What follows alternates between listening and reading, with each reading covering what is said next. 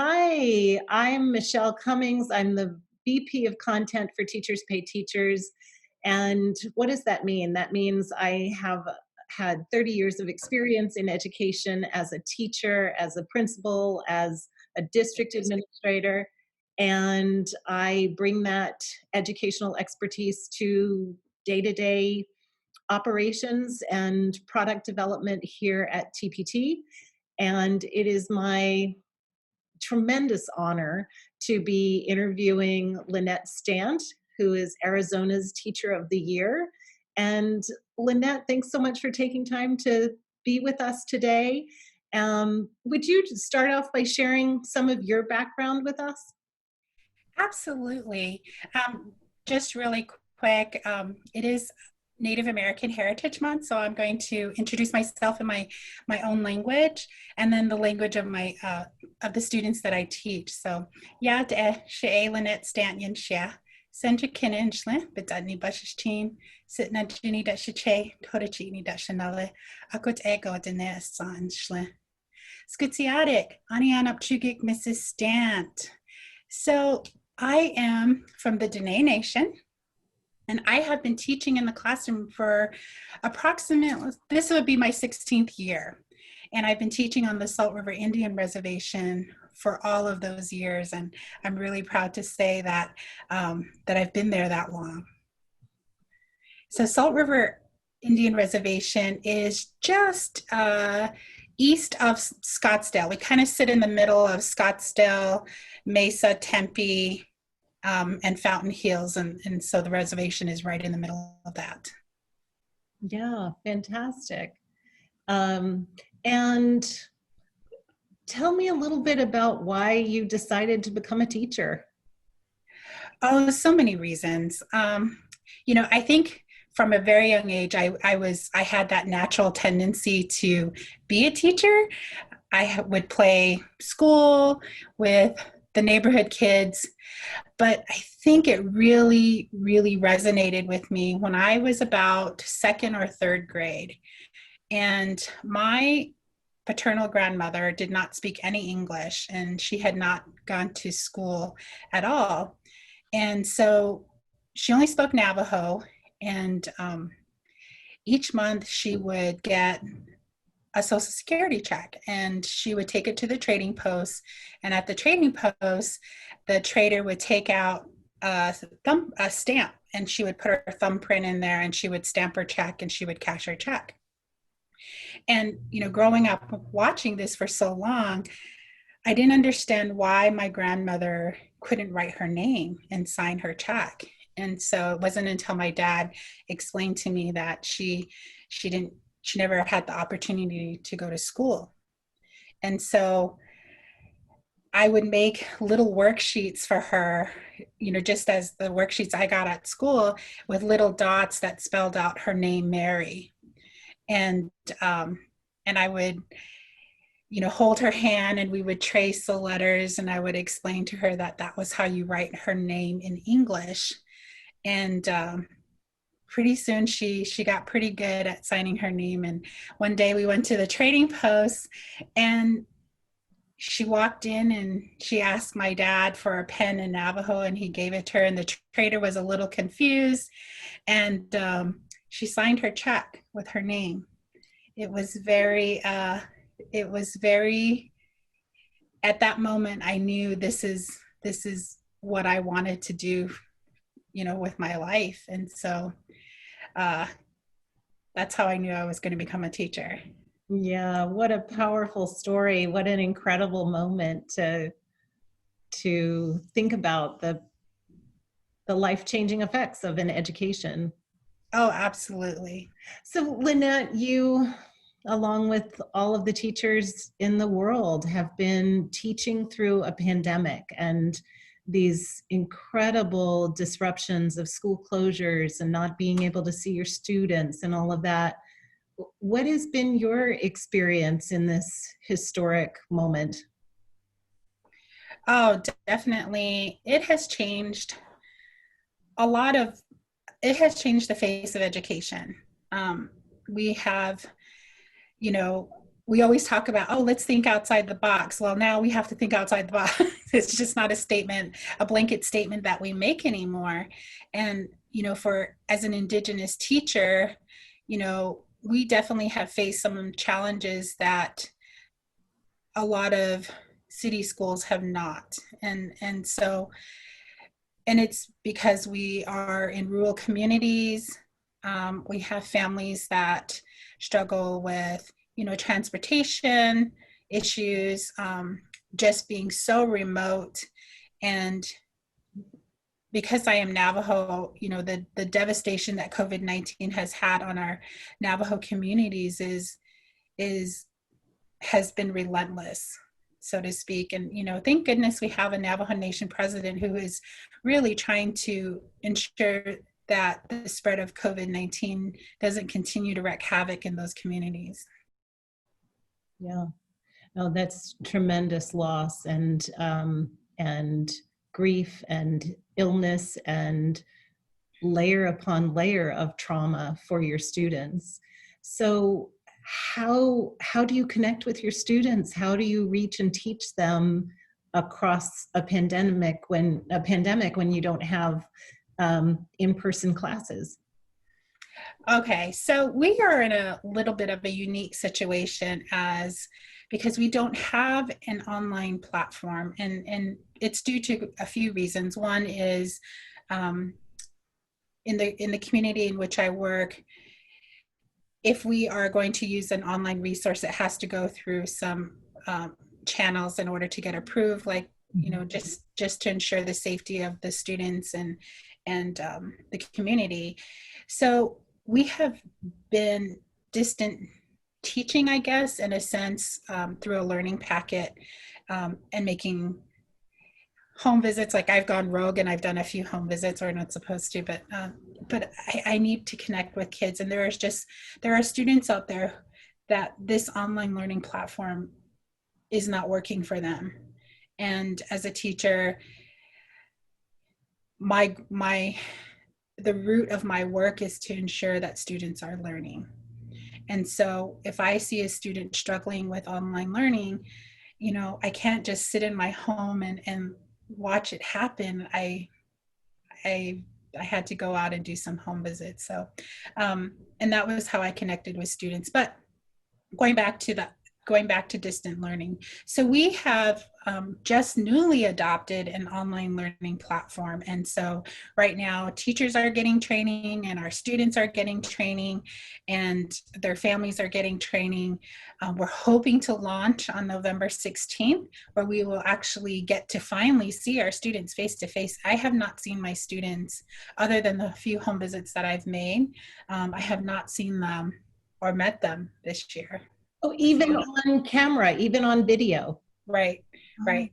What are some of the tools that you found to be most helpful to you and to the teachers at Salt River Elementary during this time?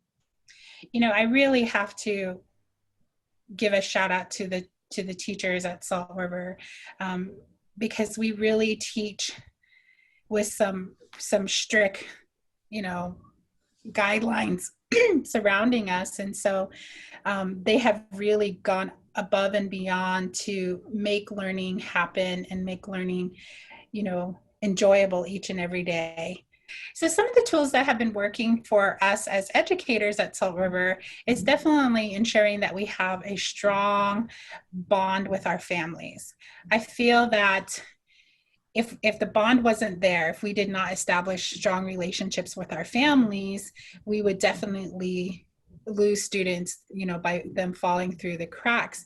But we make contact with our parents every single day. We make contact with our students every single day. And what that looks like is phone calls. We use Class Dojo. We are reaching out. Students now have email, so we're reaching out through email. So we are really doing our best without them being sitting in front of a camera to ensure that we are connecting with them. But that is really the foundation, is building a strong connection and bond with our students. So TPT has been a valuable resource for me as an educator because I do not have access to the materials in my classroom. And a lot of the curriculum books and things like that that we have for our programs, some of them are not online. So we don't even have online access to them. So, my team, my third grade team and I, we really look towards TPT in ensuring that we are providing our students some good relevant material. And when we do that through a process, we definitely look at the item in TPT. We see if it's relevant. We do our little checklist to ensure that it's going to work for us. And there's some things that don't, and we just move on. Yeah, yeah. Thank you very much. Congratulations on being Arizona's Teacher of the Year. I know that there are all kinds of responsibilities that come with that honor, and that you have, spent a lot of this year educating others. What kinds of conversations, what kinds of communication have you had with folks, given your role as Arizona Teacher of the Year? Being Arizona's Teacher of the Year definitely has been an extreme honor. And I am so grateful for Arizona Educational Foundation for, naming me Arizona's first Indigenous Teacher of the Year. In Arizona's 37-year history, we've never had an Indigenous teacher hold this platform. What it has done for me is it has definitely opened the doors to conversations that historically didn't have an Indigenous voice in them. I've done a lot of work this past year with the Arizona Department of Education and Superintendent Kathy Hoffman. And, I'm so blessed to be able to work with her because she really has done an excellent job at elevating Indigenous voices and voices of those in marginalized communities. And so I've served on several of her task force for reopening schools and things like that. So it has definitely been a lot of work. Typically, the Teacher of the Year does a lot of traveling during their year. I traveled from the time I was named at the end of October up until the end of February. I probably was in my classroom maybe two times a week. So the travel was a lot. And it was doing podcasts, it was doing keynote speeches, it was being on task force. The duties were far and wide. But since the pandemic, all of my advocacy has gone online, and Zoom has become the platform of choice. And so that's where a lot of work has been happening. A lot of the work has really been centered on how do we ensure the equitable education of Indigenous students, and how do we elevate the voices of educators in those communities where they are, where it's happening. Also, it's been a lot of what I've been doing has just been educating people about Indigenous students and teaching and who we are as a nation, as a Dene nation. Because believe it or not, even though it's 2020, the people don't know a lot about Indigenous people. And, I always tell educators, start with your state. Start by learning the Indigenous people of your state, their history, their language, their culture, and then branch out. But it's really important as an educator to know about those Indigenous communities in your state. I grew up on the Navajo reservation. I was born in Tuba City, Arizona, which is just north of Flagstaff in northern Arizona. And as a baby, my father, who's from New Mexico, we moved to New Mexico, and I went to school from kindergarten through third grade in a small town called Crown Point. And when I was in Crown Point, I was fortunate enough to really have a diverse population of teachers. And then when I moved to Tuba City, I had a large number of Indigenous teachers. And so I grew up very in a very sheltered environment, so to speak. And it wasn't until I went to college that I really experienced my first taste of racism. And I went to a university here in Arizona, and my freshman year was just so eye opening, so to speak.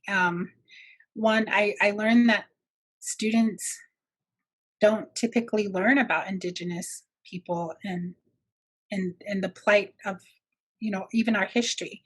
So I remember this one incident. I was with my college roommate, and we were going to uh, a fraternity party, and my roommate, who is white, was allowed to go in, and I was stopped at the door by two young men, and they kept asking me things like, "Can we see your number?" And I had no idea what that meant, and they kept, you know, literally bullying me. And when I finally figured out what they meant, they asked if we were tattooed with a number so that we could leave the reservation, and they wanted to see my tattoo with my number, and it was a lot of that kind of racism that I experienced. And as far as like the university setting, it wasn't supportive of Indigenous students. And I really felt that I was just floating in this university world with no direction and no connection to people who looked like me. I didn't see educators who looked like me. The students that did look like me, we were far and few. And so um, it was hard to connect to the university setting. And I ended up leaving my sophomore year, at the end of my sophomore year, because I just didn't, at the time, didn't feel that the university setting was for me, which I could, I can kick myself to this day for thinking that, because I perpetuated an idea that one of my college professors had mentioned to me and it was in an English class. And, freshman English classes are pretty large. And as the semester went on, I noticed that her class kept getting smaller and smaller and smaller, and I needed to conference with her about an assignment. And when I went into conference with her, she told me point blank, "I don't know why you Native Americans decide to come to college. You're not fit for college. You're fit for your reservation." And it really hurt.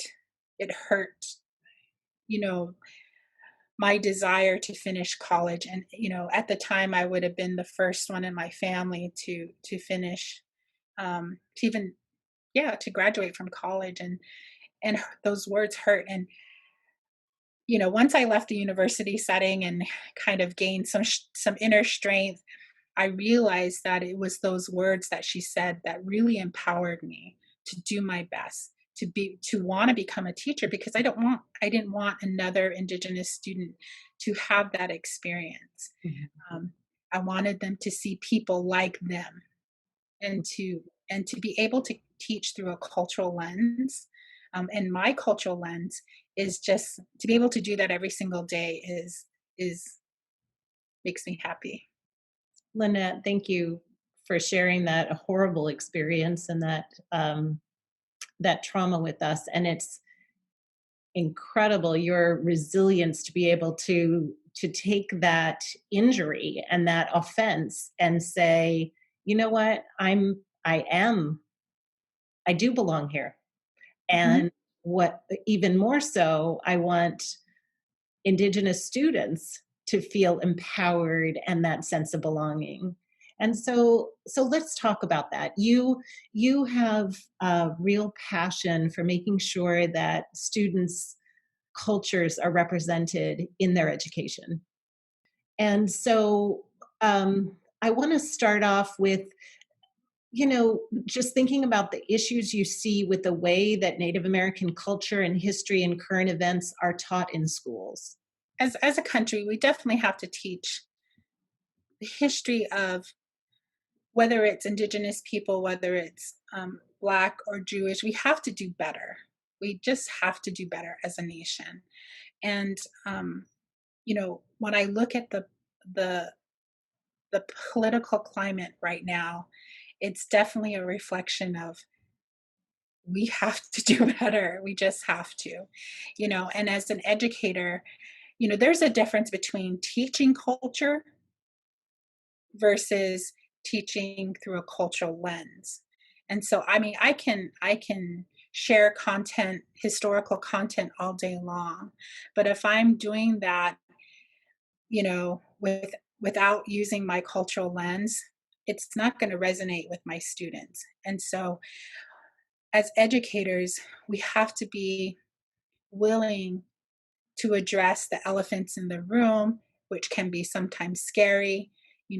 What do the the curriculums that we are using, the programs that we are using, are they truthful, and do they really portray um, America in a true light?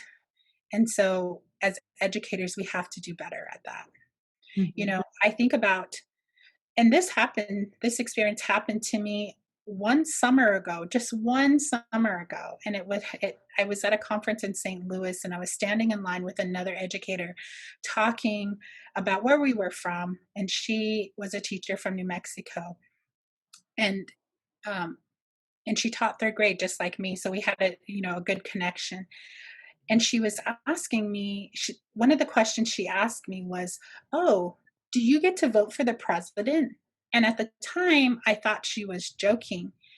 But as we conversed, I realized she was not joking. She really didn't understand that Indigenous people actually cast a vote for our president. And so, if those are the type of educators that we have in classrooms, imagine the ramifications of that mentality or that type of teaching. It's almost as if we don't exist. And we do exist. Our voices are powerful. And I think, even when I look at, like, even the state of Arizona, we have a large Indigenous people's population. And our vote has really mattered in our state, has really made a difference in our state. So when you think about helping teachers to do better, what are specific strategies that you recommend for educators to build these more inclusive schools and classrooms? Right. As an educator, I want to ensure that what I present to my students is a mirror of them. And that requires me to often maybe change a question a little bit, um, to reflect them as Indigenous students. And say I have a math question, I may make it more more relevant to the community. And so, for example, Salt River um, grows a lot of cotton. They have corn, and there's fields all over the place, and we're in the midst of all these fields. And so I try to make it relevant to what's happening in the community. Um, I am I love project based learning. Unfortunately, I don't get to use it too much. In my classroom, but when I do and when I'm able to, project based learning is one thing that we can do as educators that allows us to use what the students have. And so, I think back to a project that we did in third grade where the students were really studying the riparian basin of Salt River. And, we had people come in from the tribal environmental department who taught them how to build crayfish traps. We went out to the river and we set them, and we talked about, you know really the resource that Salt River has within the community, and the natural conversations that came out of that were absolutely wonderful. And these were conversations that were student led about how can we protect this resource in Salt River. And that's important because they have ties to that community. And so they are going to be the future Salt River tribal president. They're going to be the future director of the environmental department. They're going to be the future doctors and nurses, and they're the caretakers of their community. And so, as a teacher, trying to make that relevant to them so that they see value as caretakers, you know, is truly important to me. Mhm. You know, I think about, I had a conference with a student who, um, she it was a writing assignment, and she wasn't doing well on this particular assignment. And so her and I were conferencing, and I was telling her about how, you know, as a tribal leader, you do a lot of writing. And I said, "You're our future tribal leader." I said, "So what your words matter. What you put on paper matter, and it could change the direction or the trajectory of of your tribe." And so she was really inspired by that. And um, they have to see value in what we're teaching. Mhm. For sure, they have to see it connect to themselves, they have to see it connect to their community. And so, like I said earlier, it's easy to teach about history. I can do that all day long, and ensure that I am meeting all the common core standards. But teaching through a cultural lens allows the teacher to connect the student with their community. You bring up so many incredible points. So the promise of project-based learning and having resources that can be place-based, resources that are relevant to students, resources that have diverse representation of students, um, and teachers being able to have some choice and some agency in selecting them. Mhm. When you think about literature and books for your third grade students in your classroom library, or recommendations, or maybe a Zoom read aloud that you're doing, um, what do you look for in the books that you read or recommend to students? So I've really gone through a big literacy shift this past year. One, because I had time to finally sit down and do it, but also my commitment to ensuring that what I present to my students is a representation of the diversity of America. And so it started with me going through books and looking at, sometimes it was just publishing dates. When was this book published? And also, does it represent who we are as a nation? And so, and I sadly, I got rid of a lot of books, but I also replaced them with books. Um, thank goodness I have a very understanding husband who who lets me buy all these things, but um, with other books that are more representative of my students. I was going to ask you who some of your favorite Native American or Indigenous heroes are to teach, both from history and today, to provide those role models for students.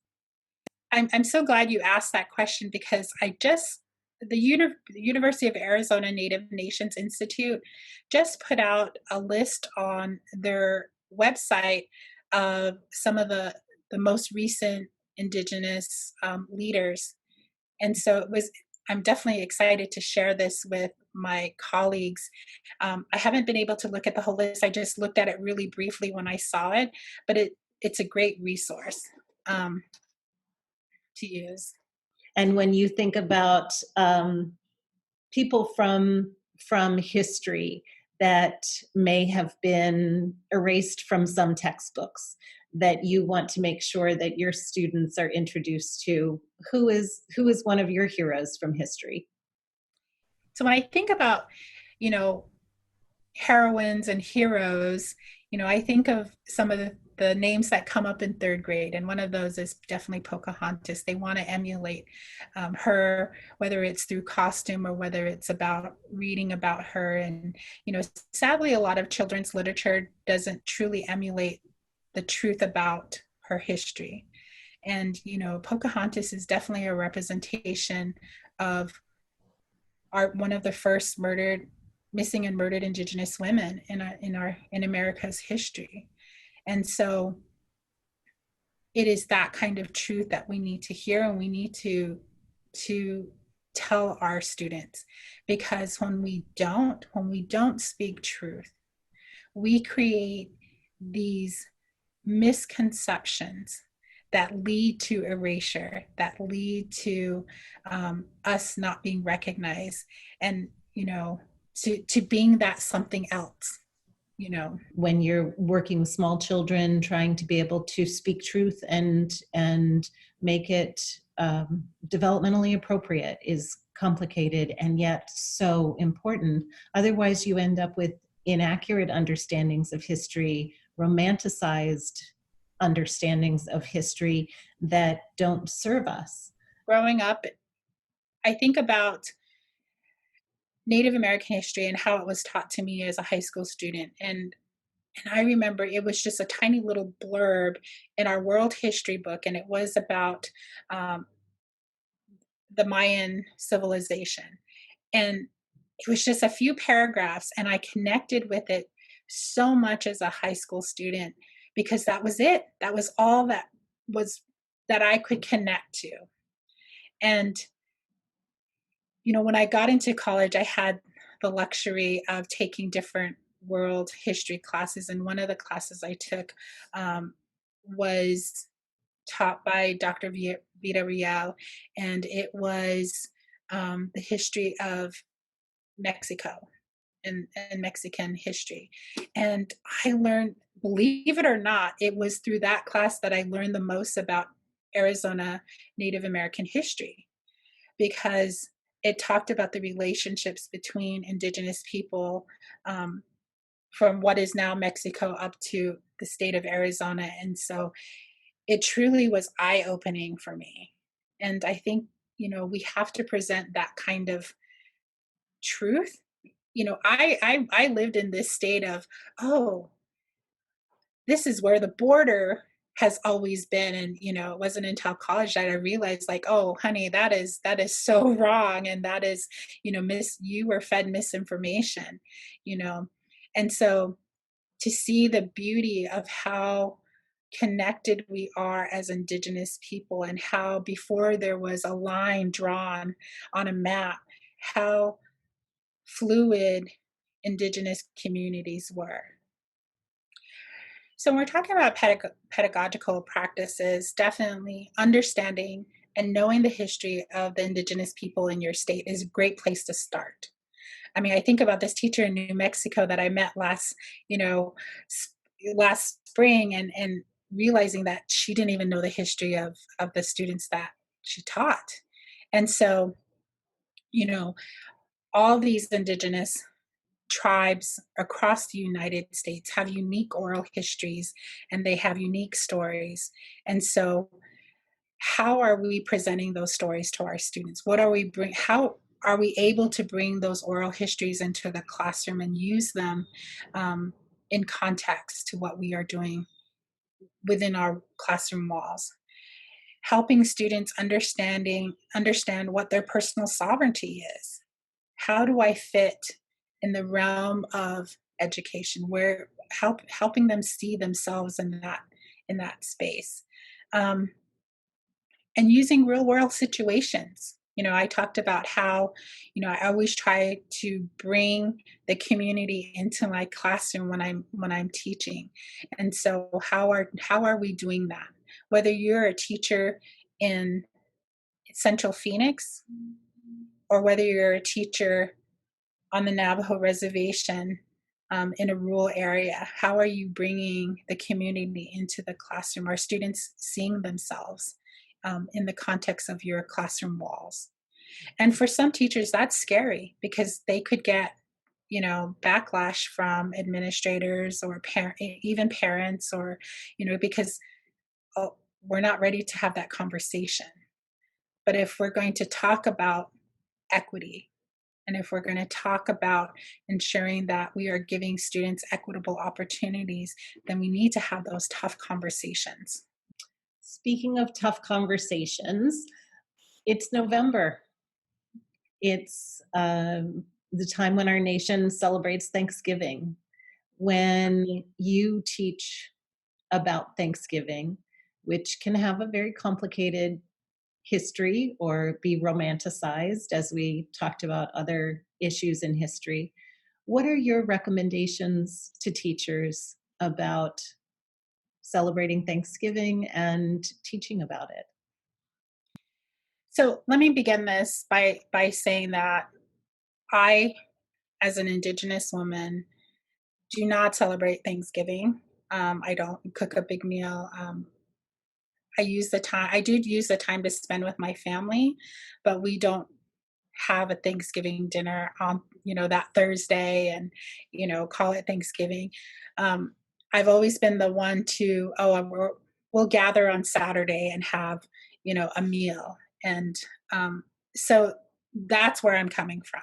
I'm and I want that to be very clear. But when I teach about Thanksgiving in my classroom, I don't necessarily teach about the holiday. It's more about, November is also Native American Heritage Month. So that's where my focus is teaching students about, you know, different Native Americans across our country and their contributions to communities and to our country. And so that's where my focus lies when it comes time to that. All I ask is teachers to really look at what they are presenting to their students. I mean, I still see to this very single day, you know, the construction paper headdresses with feathers, don't do that. Just don't do that. I also see, the romanticizing of the relationship between pilgrims and Indians, and let's speak truth there. Tell me a little bit more about the headdress and why it's important not to use that in a classroom. When we see it in a classroom, we kind of make a general statement that all Indigenous people wear headdresses, and that is not true. We are all unique, and we all have our own unique clothing. And so when we present the character part of Indigenous, meaning that, oh, you see it drawn and in books of, the moccasins and the fringed leather outfits and the little feather coming up on the back, that is not representation of who we are as Indigenous people. We are all unique. We all have unique languages. We all have unique um, clothes and foods that we eat. We all make connection to our histories differently. And so when we present that blanket, headdress, we're again, it's about erasure. It allows people to not take us seriously. It allows people to see us as not real. And I think about, you know, universities and colleges and even national sports teams that have used those types of images and what that and the tomahawk chops and the calls, all of that is degrading. And when we start that at a very young age by giving everybody this little paper headdress, it perpetuates that image. We are coming to the towards the end of our time together, and Lynette, I so appreciate your voice and your passion and your wisdom. Is there something that you want to communicate to teachers out there that you haven't had an opportunity to speak to yet? Absolutely. And this is a teacher statement. Times are tough right now. We are all Some of us are still teaching behind a laptop or a computer, and some of us are in the classroom. And we are extending our teacher day from, you know, longer than than we have ever before. We are being asked to wear many hats and carry the weight of the world on our shoulders as well. Um, and so, as an educator, it's really important that we take a moment and reflect on what is meaningful for us. What can I do for me now? And sometimes that might mean, you know what, I'm shutting my laptop off at 3 o'clock today because it's tough, you know, but also remembering to always focus on what is positive. And I had that great reminder this morning from one of my colleagues because believe it or not, I had a parent block me when I sent them an attendance message this morning, and my message came back and said, "Parent has blocked you," or what, the message has been blocked. And it really, believe it or not, it made me really sad. Um, and my colleague, when I shared it with her, she messaged me back and she said, you know, focus on those parents who are there. You know, she was like, don't give all of your time to this one message. And so, you know, as educators, we definitely have to focus on the positive of our days, or else it's going to be tough. I have a great support system, not only with my own personal family, but also with the Arizona Teacher of the Year cohort and the National Teacher of the Year cohort. I mean, if I need something, I just have to, you know, they're only a text message away. Um, but ensuring that we have a really good support system. I am so fortunate enough to work in a school that has the supportive administration.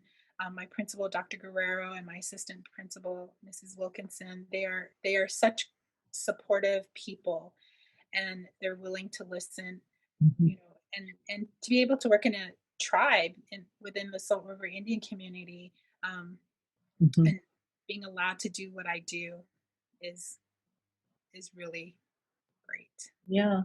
You also are a leader in the Indigenous Educators United group. Can you tell us about that group? Oh, absolutely. So once you know the pandemic hit and advocacy moved to an online platform, I really was questioning, like, what are other educators doing? What are other Indigenous educators doing? Um, and how are they supporting the families and students and themselves? What does that look like in this virtual world? And so I have an Instagram. I'm Teach and Beauty, and I'll explain the title a little bit later. But my Instagram handle is Teach and Beauty, and so I reached out to some of the people who followed me, some of the Indigenous educators who followed me, and two wonderful and amazing people reached back out. Amanda Jeremiah, who and Felice Tagban, and both of them are doctoral students at the University of Arizona, and they got back with me and they said, well, let's talk. And so we chatted, and it was through our chat that we said, wait a minute, I think other teachers and other educators need to be part of this group. And so literally we founded Indigenous Educators Unite back in March. And we put it out on social media that we were hosting a Zoom meeting, a gathering place. And our first Zoom meeting, we had almost 200 people join us from across not only Arizona, but across the nation. And it was through that meeting that we realized that Indigenous educators really needed a place of support. They needed a place to come and gather and share not only about what is happening in their school and their state, but also what is happening with them personally. And what makes us different from other Indigenous organizations like the National Indian Education Association is that we don't necessarily focus on changing policies. We really focus on the individual educator and ensuring that they have the support that they need locally, at the local level, to do what they do. Mhm. And That's so, fantastic. That kind of mentorship, that kind of affinity group, that type of professional support system can make a difference in retaining a teacher and helping people to do this really hard work. Um, you were talking about Teach in Beauty. And if people wanted to follow you on social media, where would they find you? So again, my Instagram handle is at Teach and Beauty on Instagram. And I just want to explain a little bit about that title, Teach and Beauty. So in Navajo prayer, at the end of our prayer, we say, um, may there be beauty around us. And we kind of follow through like above us, below us, behind us, and in front of us. And, growing up, my parents always talked about being in balance with the universe. What you put into the universe is exactly what you get back. And so, um, just being in balance and being in beauty. So, teaching in beauty for me really means about teaching in that balance, finding balance. What I put out into my teaching world is what I'm going to get back. And so that's how that's how my Instagram name became. I also have a Facebook page. I'm at Lynette Stant on Facebook, which is a little bit of a different vibe. It's kind of, I go between professional and personal, but my Instagram page is mostly professional. Wonderful. Well, Lynette, thank you so much for generously spending your time and sharing your expertise with us and with the teachers in the world. You don't just educate your students, as you know, you educate all of us and educate the educators. And so, thank you for sharing your voice. Thank you for sharing these recommendations on how to improve the way that we teach Indigenous students and also the way that we teach Indigenous history and Indigenous present. I am so honored to have been invited to share this today, and especially during Native American Heritage Month. What a valuable conversation to have.